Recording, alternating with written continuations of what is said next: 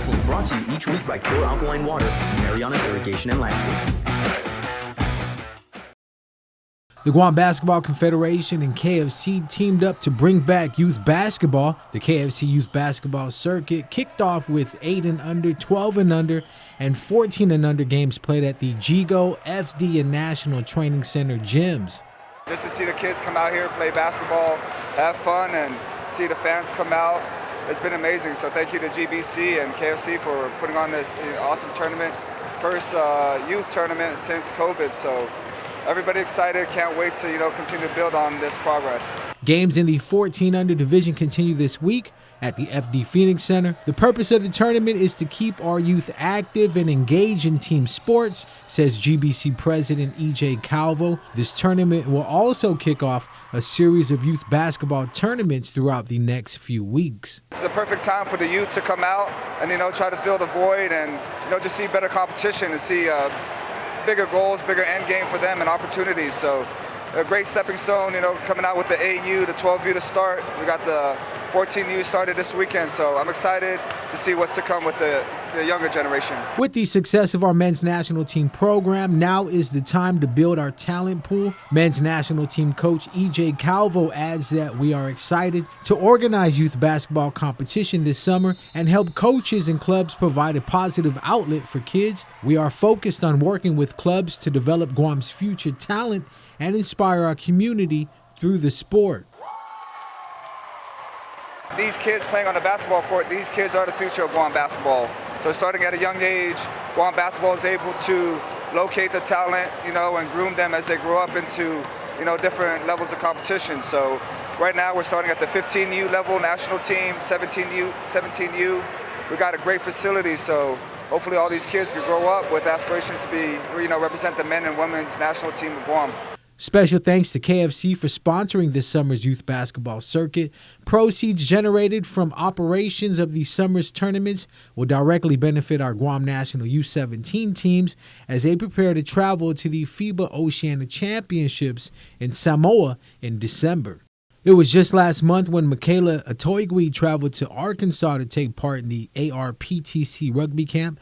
She lived and trained alongside other rugby players from across the nation for 2 weeks. This time around, she was invited to compete in the North American Invitationals held in Utah. But this one was way more demanding and way more intense since we knew that the tournament we were going to was going to be humongous. The schedule was way different than before, and we were asked to we were asked to meet those expectations. Also, going into it, I was really hungry because I knew I wanted to do really good at this tournament because coaches and all of the schools I wanted to go to were treating this tournament as like the National Youth Championship. So if I wanted to show out, this tournament was going to be it. So I knew I needed to train for it. There was a total of 22 teams in the U18 division. The Falcons advanced to the finals and faced the heavy favorite Rhinos Elite squad for the championship title. We played against the Rhinos Elite, and they're a well-known team. They're very good, and they really did show what they were made of in that finals match. Though we didn't exactly get close to winning, we still played as if it was our game, and that's what you have to do, even though you feel like you weren't there. We kept our defense up, and we just kept on fighting through the 15 minutes. Michaela did her part and scored 3 tries in the tournament. I knew I played way better this tournament than the one I did in June. Whenever I had the opportunity to, I attacked space, and I just knew I wanted to score because, as I said, the coaches were going to be there. And ultimately it paid off. I believe my hard work helped my team get to the finals.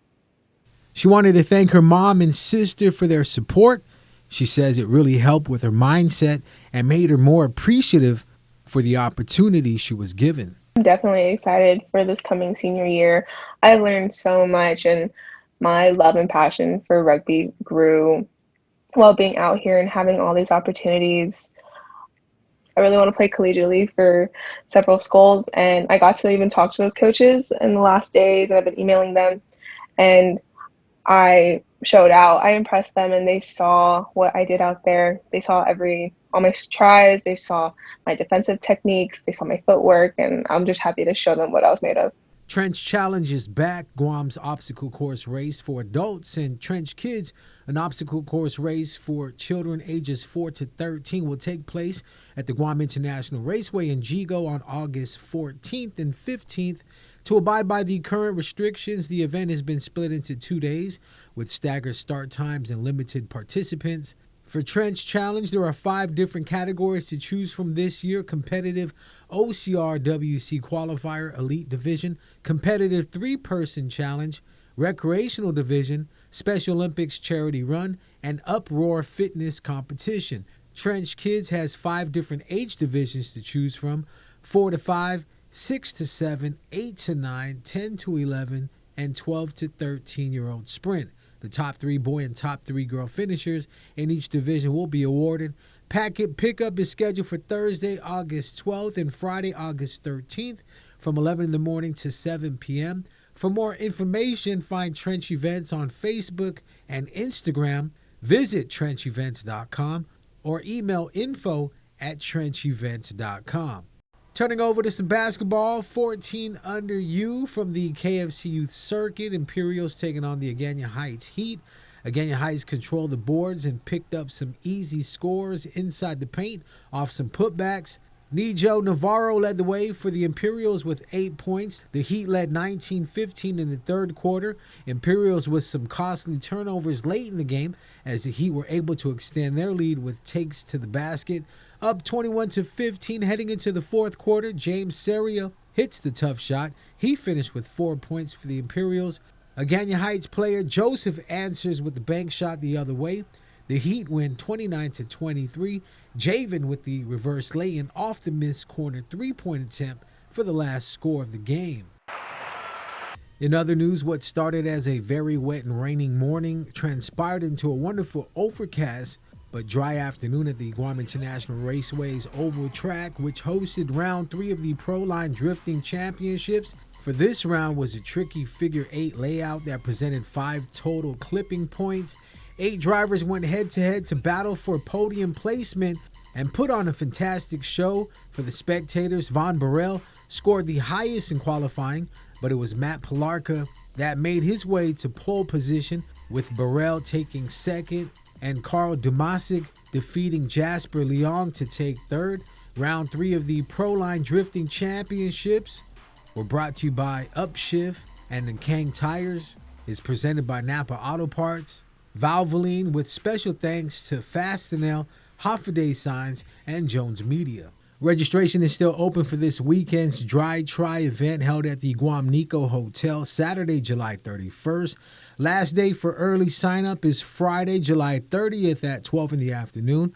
With the big surge in fitness during the lockdown, residents swam, ran, and biked their way into shape. So we're going to be hosting the first ever, what we call the Dry Try. It's essentially a triathlon with a rower substituted for the swim. General fitness competition has been known for their functional fitness tests or competitions, and we thought we'd bring something a little bit different to the table. That way we get the entire community involved, from the endurance athlete side to the general population just finding their fitness journey in lockdown and quarantine, and then your typical gym or CrossFit athlete. The goal is to get the community together doing something fun with restrictions easing up, getting our residents back to working out, living a healthy lifestyle. Distances were just released: 4,000-meter row, 6,000-meter bike, and a 2-mile run. The first event is a row.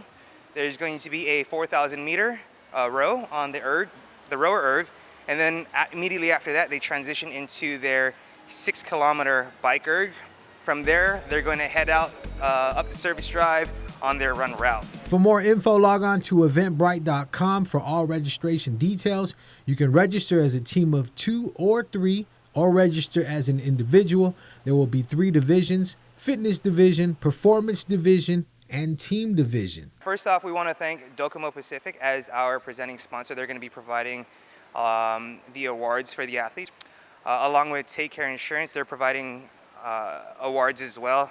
And then most especially Guam Nico Hotel, they're providing us with this beautiful venue, looking like the weather is going to turn up nice. So all the athletes are going to be able to enjoy the beach, enjoy the outdoors, the beautiful scenery, and then have fun at the same time. In other news, attorneys Jeffrey Cook and Randall Cunliffe were voted in as chairpersons for the Guam Football Association Disciplinary and Ethics and Appeals Committees, respectively, following an extraordinary Congress event held Saturday at the Hilton Guam Resort and Spa Micronesian Room. Aside from elections for the judicial bodies and electoral committee, GFA Congress members also unanimously voted to approve the GFA statutes and Electoral Code Edition 2021 to replace the former 2010 GFA statutes. Once the 2021 edition is officially received by the Department of Revenue and Taxation, the document will be available for viewing and download on GFA's official website, guamfa.com.